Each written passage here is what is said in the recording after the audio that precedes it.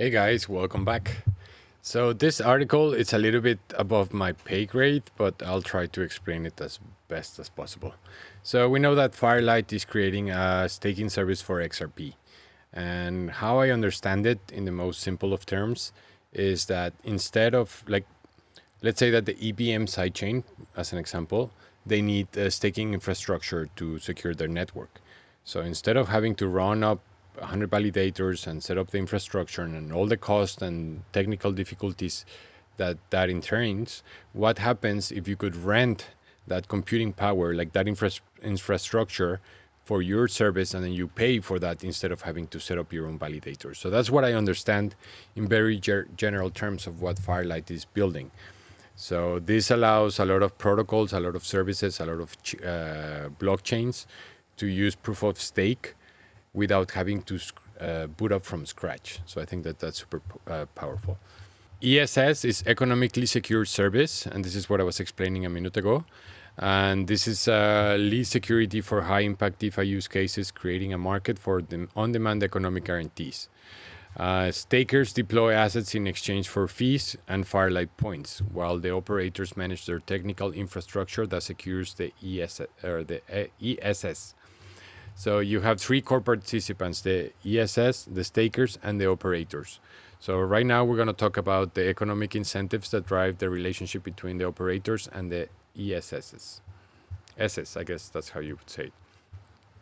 So SS leaves economic security for the high impact DeFi use cases and create a market for on-demand economic guarantees, where slashable collateral underwrites transactions.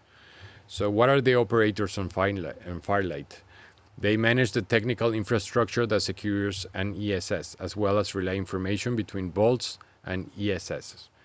So they handle complex computational tasks, including reporting correct price and data feeds and performing and validating computations such as proofs. Yeah, so these tasks, they they are completely related on the service that the ESS is providing. So if the operator is not doing his job, he gets the risk of being slashed because they're compromising the security that they're offering. So the other thing that the operators do is they manage information flows between bolts and S's.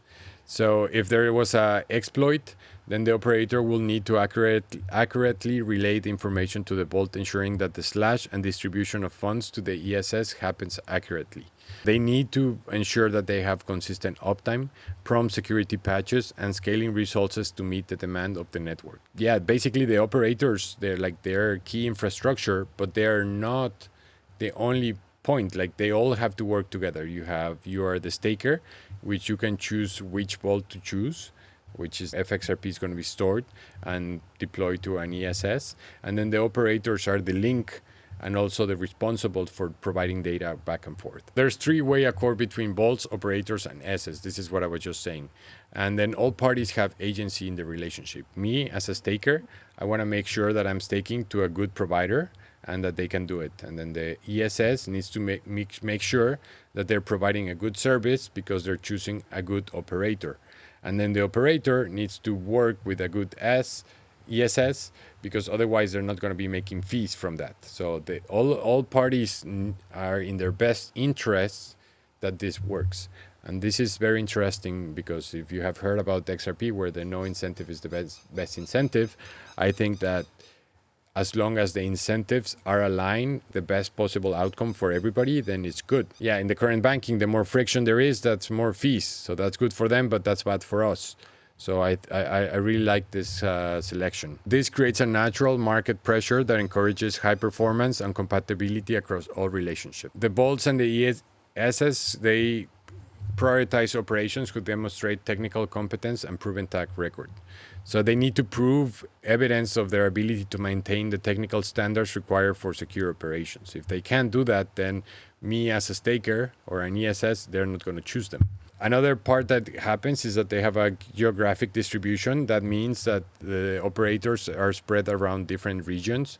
And then this allows and helps to prevent downtime caused by localized network failures. So if you are working with an operator somewhere else, if you have an issue, they're good, and if they have an issue, you're good. So resiliency is pretty good. The interesting is that you're paying for performance structure. Ensures that the SS only pay for the security that they actually need, making economic guarantees cost efficient. What are the benefits of this model for the operators? This is particularly advantageous for operators already performing validation tasks for the network. It would probably make more sense that somebody that already has all the infrastructure to rent their extra computing power than for you to bootstrap one validator service. And then this is very interesting because imagine an FTSO that is already running on Flare, if they could also benefit by monetizing their infrastructure across different ESS commitments simultaneously. So you could have 5, 10, 50, I don't know, depending on your size, how many secure services. So that makes having the infrastructure much more rentable because you're not limited by just one service that you're staking to. So yeah, I think that by creating a flexible and economic beneficial system for both SS and operators, we're pioneering a market for on-demand security. I'm pretty excited about this, and I'm also very excited to learn further how this works.